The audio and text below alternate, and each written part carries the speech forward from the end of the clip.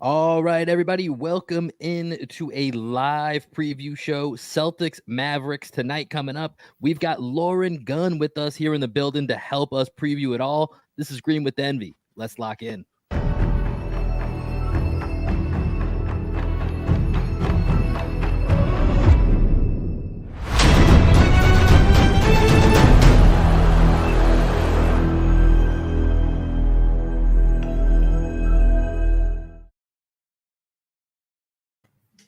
What up, what up, what up? Welcome into a Green with Envy preview podcast. Today, we are getting you set and ready for the Celtics versus Mavericks tonight. Another national spotlight showdown for the Boston Celtics against one of the hottest teams in the NBA. This is your boy, Will. We are checking in. We've got my partner, podcast and cousin from across the pond, the lead writer for Celtics blog. We've got Adam Taylor with us. Adam, how you doing today?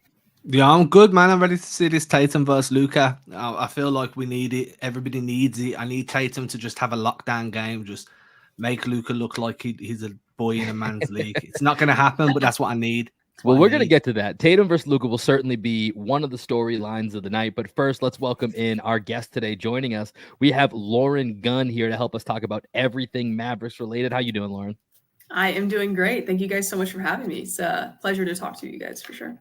So we're going to get into this matchup, but we're a Celtics podcast, and there's one thing that we have to talk about first and foremost, and it's about a player that's not even going to be playing in this game tonight.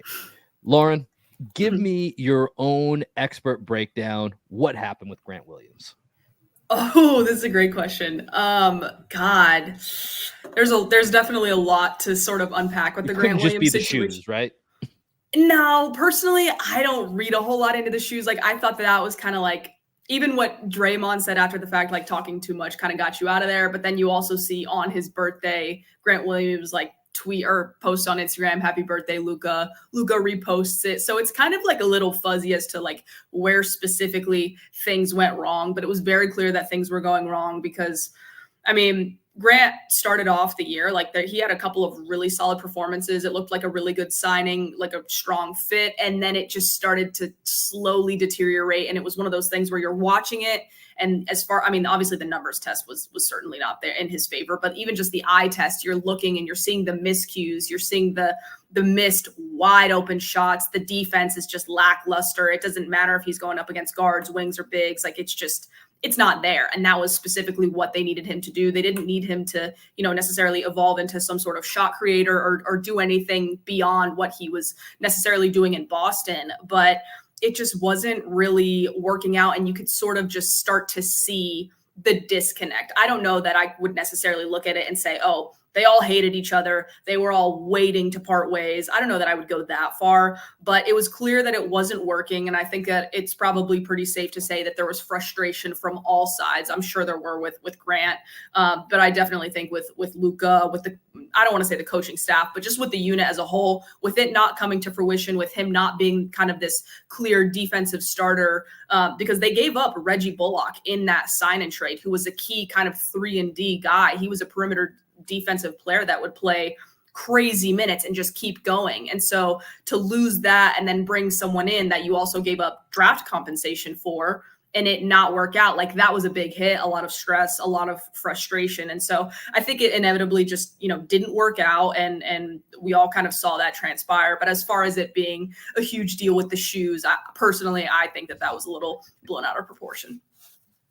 If we're living in a world where players don't get along with each other because they're not wearing the right shoes, I don't want to that's ridiculous. That whole report seemed childish. So yeah, well, Tim Hardaway Jr. he wears Jason Tatum shoes, so it's like, do we really like? Are we? I felt a little reachy for me. Are we going to go this low to like? Yeah, really and personally, like Jason Tatum's signature shoes. Like, I mean, I might get some heat for this, but probably my favorite signature shoe currently out there on the market. I think aesthetically they're the most good-looking shoe out there. And you have like 12 options. He continues to roll out more and more options. Yeah, so I'm like, well, I mean, I like Luka's colorways, but I mean, I love the Tatum shoe. So to me, it's one of those things that's like, there are so many, even from just like a physical standpoint, different guys wear different shoes for all sorts of reasons. So to take some sort of personal beef away from that was never something that I was going to do. But hey, it's part of the entertainment factor. It's part of the storyline. And I'm here for that. Like, it's very entertaining. So, you kind of just got to take it with a grain of salt.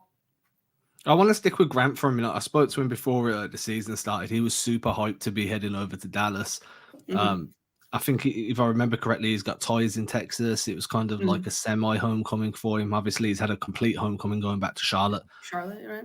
So that didn't really work out. But you move him on. You move on from Grant. Obviously, he gets to go back to Charlotte, go home. You bring in PJ. How has that fit been? Has it been better? Has it been like worse? Like, where are you in terms of his just production within his role? Yeah, so I think PJ's the very first game against OKC, it was like, oh my God, like this team, like kind of looking at their new identity, like this is so good. This is what they've needed. And then he kind of fell off a little bit, not hitting down the open shots. And I think it's been the last 2 games, just the last 2, that he's really started to step up the scoring, where the shots are actually falling. Like from the second he got in, you could see the physical versatility in terms of being able to guard different positions, how he fits in a small ball lineup as the 4 next to Maxey, but also how he fits in a starting lineup next to either Gafford or Lively, depending on the night, who's available, that sort of thing. And he's sort of he's the one guy outside of Kyrie and Luka that fit into whatever lineup they want to throw out there. Like Josh Green, sometimes it's a little too small. With Lively and Gafford, you've got the floor spacing issues. But PJ, he does everything that they need him to. And since he's arrived, the one consistent thing has definitely been the defense, the size, the athleticism. I think he had strong games against KD, against Kuz, I think was that maybe the second game after OKC. I could be getting that wrong, but the game against Kuz was good. And then the game against Wemby, where nobody could slow Wemby down. And the one time that they started to give him some kind of trouble was when PJ guarded him. And so I think it's been a really refreshing addition to have him. And then the last 2 games, seeing the shots start to fall. It's one of those things where you can very clearly see that it's like, this guy just needs a little bit of time to just let the dust settle, adjust to a new kind of pace, a new offense. Obviously, having got 2 guys like Luka and Kyrie, as opposed to just playing with LaMelo, when he's available, it's a very different thing. And so big change there. And obviously the way the Mavs play, very different than Charlotte. And so a lot of changes taking place, but you can just see it's like, wait for the dust to settle, wait for things to calm down. The shots will fall. And as far as all the little things, attacking the rim, the little floater shot, he's doing everything else right. It's just the numbers haven't really reflected it. But based on what I've seen and even what I've heard and read, I fully expect him to be a huge part of this team and their identity moving forward. So it's really interesting, and this has been kind of the narrative around this team for a couple of years now. Really Luka-centric kind of question I'm about to bring up here is PJ Washington feels like a better fit than Grant Williams. And like I feel like fit, I'm sure you've used the word fit more times in the last 4 or 5 years than you care to admit, because and this is a really interesting matchup to examine what is the best fit for the type of player next to a Luka Doncic. And I think for us, from a Celtics perspective, when we look at, who, and this is, it's kind of stupid sometimes when you really boil it down to, hey, who should be 3rd or 4th in the MVP voting, Luka or Tatum? And let's really dig into this. But in this matchup, you have the interesting juxtaposition of Luka now being teammates with Kyrie, a former teammate of Jason Tatum. And on the other side, you have Jason Tatum, now teammates with Kristaps Porzingis, a former teammate of Luka Doncic. So before we get into the nitty-gritty of talking about Tatum and Luka, I'm curious to know from someone who watches this team day in and day out and has been for years, what is the best fit next to Luka? Like, who is that? Because we've seen a lot of moving parts, and now we're looking at not just Kristaps, but I mean, we saw Jalen Brunson obviously have success, but now Jalen Brunson is putting himself in this top 15, 12 category of type player in the NBA. So what is the fit? Because it wasn't Grant Williams. We're on to PJ. So where are we at as to who should be surrounding the franchise guy in Luka? Yeah, I mean, it's a great question. And I like the kind of comparison of the Kyrie and the KP and the Jason and Luka, kind of all the switching that has sort of taken place. It's definitely very fascinating. I think as far as ideal fits around Luka, personally, I do think that, I don't know that I would necessarily say Kyrie is the absolute 100% perfect fit, especially when you talk about the defensive capabilities. Both of them have their things that they're good at, but as far as like overall defenders, like the conversation around that is obviously not a super positive one typically. But I do think that as far as having Kyrie there, if you can surround both of those two, like having Kyrie as this, I don't even want to say number 2 next to him, because the way he's been playing has been Like he's carried the team for certain stretches and even certain games. And so for Kyrie, I think when you have someone like him, for Luka, it helps obviously take the load off in a lot of ways. But even when he's out on the court, it allows Luka to play off ball, which he has done many times in his career, even before he was with the Mavericks, back when he was playing overseas. So it gives him that flexibility. It also gives him, although he may not like to admit it, it allows him to take possessions completely off and just kind of stand there, which is not something that he's been able to do in a very long time. And that's not a knock to Jalen Brunson, but I think Jalen, like the way they would play together is obviously very different than it is with Jalen in New York. But I think when you look at Luka next to Kyrie, having someone that can play make, go get you a bucket, play with pace, or play in the half court, that's pretty much as you could ask for in terms of having a backcourt partner, given the defensive, I don't want to say the defensive liability things, because I could go on a whole rant about that, and I won't do that. But I think when you look at the talent, you have your top tier talent in those two positions, which is good. And then I think if you're looking from a size and defensive perspective, when you draft Lively, you bring in PJ, who's obviously taller. I not as thick as someone like Grant Williams, but is seeming to be more impactful with the height, with the speed, and is also able to put the ball on the deck on the offensive end of the floor. I think that is kind of a huge X factor piece for the Mavericks. If he didn't have that ball handling capability, they'd still kind of be in somewhat of a tricky position. But to have someone who can, pump fake and get into the lane off, a couple dribbles and finish over a taller defender or even a smaller defender, it opens up a lot more for them. And then to finally have the 5-man in the middle, who's a rim roller, who's 7 feet tall, who can shot block, that was the big piece that changed everything. And so once you've got, in my opinion, once you solidified the backcourt, you have your two guys, your top tier talent.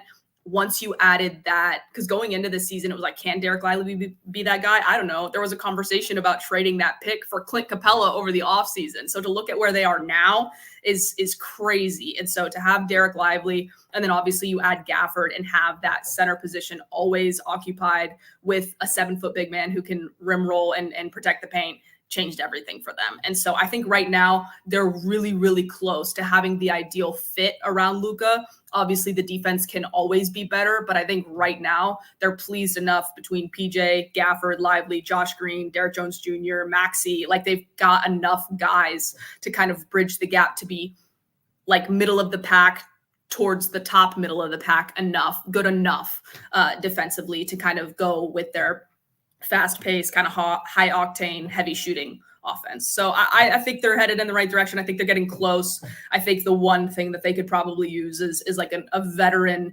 two-way 3-and-D guy, but that can also create his own shot. And that's kind of tough, but getting PJ kind of helped address that. I just want to ask, and this is mainly because I don't watch enough Luka, the Western Conference and all that. Sure. One of the things that Tatum, like an evolution that we needed to see from Tatum, that we've probably seen over the last 12 to 18 months is trusting teammates, right? Trusting that the ball's going to come back to you, trusting that just because you're the star guy doesn't mean you need to be the guy on every possession, every minute of the game. It feels like on the games that I do watch Luka, that's still an evolution he needs to make, just in an overall kind of. He's obviously done that with Kyrie, as you said. There's times where he can take possessions off, and he's trusting that Kyrie can. The ball will find him if it needs to. Kyrie can make decision when he needs to. But outside of just trusting another superstar, how comfortable are you with if there's a guy open in the corner and it's, you're down the stretch, you're down by 3, there's a minute clock. How comfortable are you that Luka's going to make that right pass rather than try and force that shot himself to kind of not get the glory from it, just because that's just he trusts himself more at this point in his career? Yeah, no, it's a good question. At this point at this stage in Luka's career, I do feel like I've seen enough of a sample size where he's given up like game tying or even game winning shots and has made the play, made the pass, whether it goes in or doesn't go in. I think last year there were a couple of games with Spencer Dinwiddie where he deferred to Spencer and let him have it. There's one in Boston specifically. I didn't want to say it, but I knew you guys would remember. It was 2 years ago, but it was Spencer Dinwiddie, and it was on KG's retirement night. So that's the reason that it sticks out to me in my head, and that's exactly where my mind was at. Was this exact play on the right wing? I know. Right. Yeah. So there was one with Spence in Boston, and then there was another one with his return to Brooklyn. it was Brooklyn. And so with Spencer Dinwiddie, like there's a couple of examples. I will say the one time that he's probably not going to defer to a teammate is if Tim Hardaway Jr. is having an off night where he just kind of keeps letting it fly. He's probably not going to pass him the ball. He still might. I don't want to completely rule that out, but I have seen enough times where Tim just lets it fly and you can see the visible frustration, not just on Luka, but on everyone's face.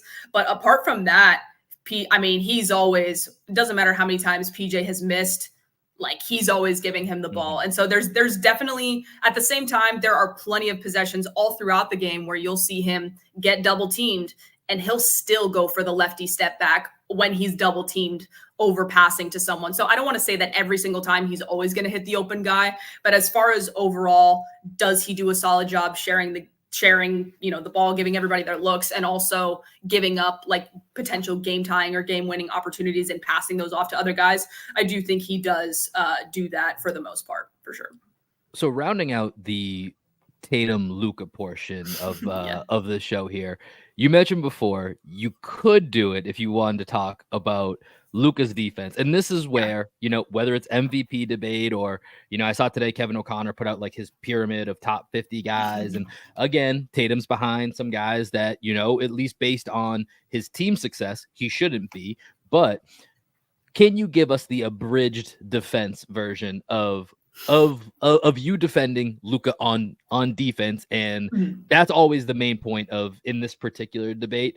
Tatum's a two-way guy. Luka's awesome on offense. I think every reasonable person gives him the edge there, but it's the gap on defense that if you're going to try and make this a closer competition, or if you want to even choose Tatum over Luka, that's where you're going to go to. So I'll let you have the floor for this to enlighten our audience. Sure. Yeah. I think the thing with Luka, and I think where a lot of this sort of negative reputation on defense, part of it comes from the relationship with the officials. I'm not going to go down that tangent, but as far as the defense goes, because he's not the quickest guy out there and he's not jumping and exploding off the floor by any means, everyone sort of just assumes that he's bad at defense. And there are plenty of times where, he does gas out. And there are times towards the end of games where he does kind of rely on other people to, with their help defense. But if you watch Luka, the majority of games, like for the entirety of games, especially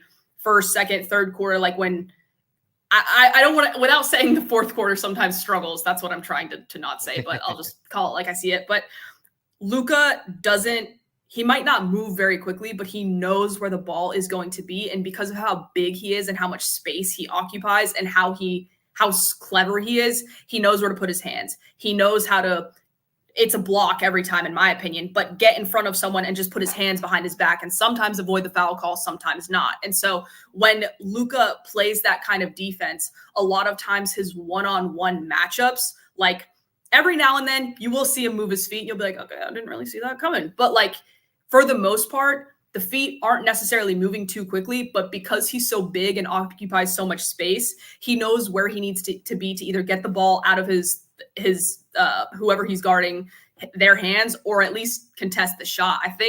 I don't know his exact numbers to date, but his like one-on-one opposing field goal percentage numbers are not bad, and definitely not as bad as people would realize or people would think that they are. And so I think when it comes to Luka, would I describe him as an elite defender?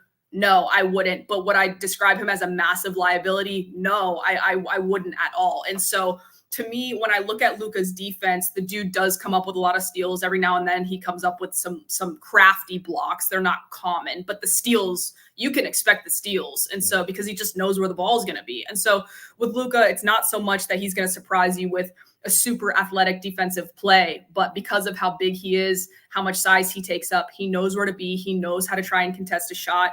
And a lot of times I think it comes down to the opposing field goal percentage. That's where you'll see Luka's impactful defense. It's not going to be some chase down block, something that Tatum's going to do that's going to catch that's going to put the entire like league on like, oh, wow, Luka's not going to do that. So I think if you watch Luka on a night-to-night basis, you can see the impact that he has and that he's not a huge liability. But if people are not going out of their way to watch Luka Doncic defense, then they're going to just not really assume that he's any sort of net positive on that end when there are plenty of nights where he is. So I don't want to say it's not that I'm, here to defend that Luka is an elite defender by any means. I don't want people to think that I'm trying to stand on that hill just so he can win the MVP. That's okay. Or anything like that. Luka homerism. It's all right. Yeah. I got to bring it to the table a little bit. We all come from the school of Tommy Heinsohn. So yeah, exactly. It's all right. We understand, but we want to hear and embrace the other perspective on that. But I think this actually also brings up a very interesting, perspective to get from you covering the Mavs and your, connectedness to the Mavericks fan base. Mm-hmm. Let's check in. How's the Kyrie experience going? It seems pretty tame right now, but we all know that's, not usually the case, but it seems, in the last, it's been about a full year now that we're past the trade deadline, 1 year in, how's life with Kyrie going? Yeah, it is. You never know what the next day brings. You just never know. But so far, it seems like it's going pretty good. Like the players absolutely love him. The young players like Jaden Hardy, Josh Green, they look up to him. You can see there are moments where you can see like specific moves in their game that they've implemented that are very Kyrie. Mark always raves about him. Coach Kidd has positive things to say. So as crazy as it might sound to especially Boston, but I think overall this situation kind of allows Kyrie to be Kyrie out of a big market where he's got a ton of attention and a ton of media interaction. So I don't know how he feels about it. I think he seems content, but when a lot of the media slack goes to Luka and his attitude and how he talks to the ref and giving up on, this play or whatever the case may be, I do think it just kind of leaves room to the side for Kyrie to be Kyrie. And so I don't know. I don't want to say that, age, you mature, you do this, you do that. And, it's all in the past, whatever. I'm not going to say any of that by any means, but I definitely think that as far as the group that's in place right now, and especially how Luka is you mentioned Kristaps Porzingis earlier, obviously those two, I don't want to say that there's like crazy bad blood or beef or anything like that. I don't think that there is, or I don't believe that there is, but there was definitely a disconnect. And I think with Kyrie, there's such a mutual respect and trust that even though they're at such different stages of their career, how they fit together right now and what they both need from each other is working very well. I think from where they're both standing individually and also collectively as a team, that just helps make everything easier in terms of Kyrie sticking around, Kyrie getting the contract that he wanted, all of those things. So I think right now things are firing on all cylinders, but they're also winning right now, and winning seems to put a nice little flower on everything. So we'll see if things change and what that may look like. So they're 8-2 in their last 10, right? Mm-hmm. Coming in on the back of a good run, coming up against the Celtics team that won 9 straight, aiming for their 10th straight. Mm-hmm. Top of the East, best record in the NBA. Yep. Where are you kind of looking for advantages in this game? Where would you kind of come in and be like, this is a solid advantage for Dallas. They need to attack that until Boston take it away. It's tough to say what you should attack when you're talking about Boston because from a defensive, nice, right? Yeah, sure. Yeah. So from a defensive perspective, I don't know that there's necessarily something specific that I would say, they need to attack this. I would say where they will look for their advantage is with that second unit. The way they've kind of staggered the Luka Kyrie minutes where they have one of them on the floor at all times, not unlike how Boston does with their stars, but the way they have those two guys and then the way you always have a rim running big on the floor. Plus, you either have Luka and Kyrie in your starting lineup, or you have Luka, Tim Hardaway Jr., or some of these other guys who are floor spacers and can knock down the three to kind of maximize and play with pace. And so that it's going to come down to, as it kind of always does when you play Boston, when it's Mavs versus Boston, is who's knocking down the threes. And I don't necessarily want to say like what it is for Boston, because obviously you guys know much better than I do what they need to do to get the dub. But I think for Dallas specifically, it's going to be about the second unit staying aggressive and not losing the defensive intensity that the first unit brings. I know that sounds crazy, but I do mean that. And not losing the step that the first unit brings and knocking down those threes, because there are some games where second unit comes in and the shot selection, it makes me want to pull my hair out. And so that is where they got to make sure the screws are tightened and that they don't kind of let things sort of fall out of just sometimes they start games out real strong and then it just completely falls off. So it's going to be about keeping the screws tight, especially when you have a good test, a good matchup against the strongest team in the league, to kind of really see where you match up and see what you need to work on, see what you need to improve. Because this is going to be a really tough matchup for the Mavericks, especially being in Boston. So yeah, there's a lot for them to tackle. And I think doing the little things and kind of getting those second chance opportunities, taking care of the paint on both ends is going to be where they need to kind of establish their presence. Yeah, and it's as I'm sure the Mavericks will find out tonight, it's a little bit different when you come into Boston with Kyrie Irving on a Friday night. That's a recipe for a very interesting crowd at the TD Garden. But Adam asked you the question of what do the Mavericks attack? I want to flip this to the other side. Sure. How do you envision that they're going to defend Kristaps Porzingis? Because he really is the cheat code that unlocks everything for the Celtics team. We talk about it all the time. The biggest world of difference is Kristaps Porzingis when he is out there. Without him, they're still a very good team. They're a solid team. With Kristaps Porzingis, it is a damn cheat code most of the time. So this is always kind of my question. I'm curious, when you look at all the different players Celtics have, what do you think happens tonight as far as defending Kristaps Porzingis? Yeah, it's going to be tricky because I do expect them to start out the game going with Derek Lively, Daniel Gafford, kind of going with that big man rotation, and that's going to pull that rim protector out of the paint, which is going to open things up for Boston. And I think that's going to be a huge challenge. And unfortunately, I think they're going to kind of have to go through that struggle before they make the adjustment. And that's when I think that kind of going a little bit smaller, going with that Maxey PJ lineup where they play small ball with like a Luka, Kyrie, Derek Jones Jr., PJ, Maxey lineup, or even swap out Derek Jones Jr. and throw Josh Green in there for some athleticism to try and get someone like Maxey who can go out there and try and keep a hand up on Porzingis, but also can switch. Because one thing that getting Gafford in, on the team and obviously having Lively, now you have those 7-footers who they do switch. They pretty much switch everything, which is a huge change for the Mavericks compared to previous years. The problem is that with Lively and Gafford specifically, kind of like I mentioned before, if you pull those guys out, which Boston is probably the best team to do that, you've got a huge problem. It completely negates what you're trying to do. And so at that point, okay, what do you do to try and correct it? And that's where I think we'll kind of see them shift a little bit to that small ball lineup quicker, which I don't know if that could be for better or for worse, but I do think that having those rim protectors continuing to be pulled out of the paint is not going to be something that bodes well for Dallas. For what it's worth, Boston struggled against Philly when they went small earlier in the week. Yeah. That was actually a really kind of interesting development there because they haven't really struggled against small ball lineups this year. Philly went small, Boston really struggled to contain them. They even found ways to get some offensive boards while they were small. So it's going to be interesting if that's Dallas's counter, then seeing how Boston kind of absorb that or contain that counter and then look for a way to kind of counter back. That's going to be an interesting battle within the battles, just because of where they're coming from on their last game into this and what we saw from the Sixers game leading in. Yeah, I'm hopeful. I'm really hopeful that it's something that we see them kind of make that adjustment to earlier on. That's what I personally think that the answer should be. If that's what they'll do is an entirely other conversation. But I also, what I don't want to see is them think that a zone is the answer, to try and throw up some wacky matchup zone that's going to try to throw a wrench, which they used to do that a lot more in the Carlisle era, which obviously it's been eons since that. But every now and then when they try to throw out the zone to just throw someone off, every now and then it's impactful. Against Boston, I think that's probably the worst thing that you could do. And so I'm really hoping that they don't do that and try to switch to the small ball lineup. But then again, you never know with Coach Kidd. Might throw a little wrinkle in there. I actually have a question for you from a fan. Put on your fan hat for a minute. Sure. There.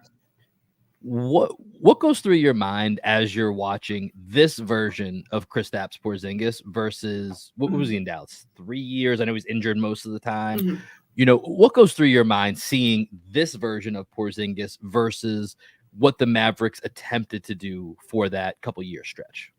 Yeah. As of watching Kristaps Porzingis now, I love what I see from him. I'm very happy for him because my interactions with him and what I saw that wasn't on social media and was maybe more so in person, those were the moments that I was like, I love this dude. I want him on my team. Like, this is a guy that I want on my team. And so to see it not translate the way it did, I mean, we don't need to revisit all of that. I'm sure everybody's tired of that by now, but to see it not translate, that was unfortunate. But to see him in a position now where it was like, okay, well, the whole problem with Luka was like, okay, is he a number two? Like, well, I mean, in this situation, yeah, obviously he's a number two, but like, is that something that he wants to be? The shot slot, like, what's really the issue here? And then to have that in the back of your mind, and then see him go to Boston where it's like, okay, well, look at their like star-studded team. How is he going to work with that? But that's not even what's going on at all. Because when you look at Dallas and you think about the Rick Carlisle component of all of it, completely different situation to where he is personally now in Boston as a team, Boston's coaching staff. It is a completely different situation. And so to see him not only embrace it, but also thrive in it and be kind of what you mentioned, the key to really open things up for himself, for the team as a whole, for Jaylen Brown, for all these different guys. It's been really awesome to see. And like, I'm a person that loves, like, the thing that I love about all of this is roster construction. Player management and roster construction is like the thing that fascinates me the most. So when you can go out and find that piece that unlocks everything for you, that from a fan perspective, from someone that follows the league, covers the league, like that is what you search for, because it's all timing and there's so much that goes into it. And so to see it for KP, who again, someone that I had nothing but positive interactions with, is awesome. I think for Dallas, looking back at the Luka situation, I personally do think a huge part of that was Rick Carlisle, how Luka felt about Rick Carlisle, how Rick Carlisle may have felt about Luka and KP and what he should be doing versus what he shouldn't be doing. And I think now I look back at it and say, it's just unfortunate because, you know, maybe what could have been, it just never was. But to see him now and what he's doing and being on this successful of a team, I'm very happy for him, truly. I genuinely don't know what to say from there because she's kind of made it all happy and I don't want to make it sad. Well, we'll do this. We'll end on this last question here, Lauren. Okay. What's the ceiling for this Mavericks team? It's a competitive West. They're in that 5 to 8 mix where basically night to night, you win or lose. You could be the 5 seed, you could be the 8 seed, and it's just kind of seesawing back and forth. So, end of the day, what is the ceiling for this team? Is there a chance they can make it to the finals? Oh God, people are not going to like me for this, but I absolutely think there's a chance they make it to the finals. I don't even think that this version I don't think that this version that they're even looking at right now is the complete version in terms of PJ being utilized the best way, Daniel Gafford being utilized the best way. I mean, even if you look at, since Daniel Gafford has been added to the team, you look at Lively's numbers, you look at Gafford's numbers, none of them pop off the board. But when you look at, again, the rim protection, the paint protection, and you look at how they match up against these other Western Conference teams, how they've been guarding them, how it changes versus even thinking about last year when their only true center was Dwight Powell, things have changed drastically for the Mavericks. And so they can play big, they can play small, they can play slow, they can play fast. It's pretty crazy what they're able to do and how versatile they really are. And that has all been unlocked by first adding Derek Lively and now adding Daniel Gafford. Obviously, they had the top tier star talent, which is what you really need to get anywhere in the Western Conference. But when you get in a playoff setting, if you don't have size and you don't have athleticism, it's not going to matter. The shots are just, there are going to be games where they're not going to fall. You're going to get run out the gym. And that's what we've seen in the past. And now, for once, that's not the case. And so on top of that, going into the trade deadline, I was wondering, out of Josh Green, Jaden Hardy, Grant Williams, maybe let me take Grant Williams out of there. Out of the younger guys, who's going to go out and who are they going to lose in their rotation? Because the Grant Williams thing seems pretty inevitable. I think we all know that. But the fact that they were able to keep Jaden Hardy, Max, Josh Green, Derek Jones Jr., Maxey, all of these key role players that really do bring something to the table, and add to really solid players that they're going to have for their foreseeable future. They're loaded up. They've got the depth. They've got the star talent. They've got the size. They've got the athleticism. Their defense is good enough and their offense is elite. And so it's a they're a very tough team right now. And again, I still don't think we've seen the best version of PJ Washington. And I still don't think that they've worked out the lineups with Gafford and Derek Lively to get the most out of both of them. And I think once they do that, especially when you're making game-to-game adjustments in a playoff environment, right, matchups will dictate a lot of, what that ultimately comes down to. And you got Luka, you got an A1 fighter, which you have to 100%. Have if you're making a finals run, like a Jason Tatum, like a Jokic, like a so on and so 100%. Forth. So time will tell. Should be a really fun battle tonight at the TD Garden. Should be a raucous crowd, as we mentioned. Kyrie in the building, Friday night in Boston. always a good time. Always a good time hanging out with Lauren Gunn. Really happy for you to join us here today. Can you give us a quick rundown just of where people can find your work or what they can be on the lookout for? Absolutely. First, thank you guys so much for having me. It is definitely going to be a good game tonight. I'm looking forward to it for sure. You can find me on Twitter at the Lauren Gunn, Gunn with 2 N's. I currently am doing some smaller projects with Bleacher Report right now, so you can check out some content coming out there. Live stream content, short form content, all sorts of different things. Good stuff. But yeah, you can come check out my Twitter there. Talk Mavs, talk all NBL, talk anything. But yeah, come check me out there. And thank you guys again for having me. All right. Well, thank you so much for being here, Lauren. Appreciate you very much. For us here, Celtics, Mavericks tonight, ESPN. Make sure that you guys lock in. I'm Will Weir. This is Adam Taylor. And as always, appreciate you guys joining in here. We're going to play you out with the third member of our 3-man weave who is not here today. We're going to send you out. That's a better way to do it. We'll still listen to you. We won't tune you out, but we'll send you out with some Black Sheep Optimists from down here in Austin, Texas. We'll catch y'all later. Deuces.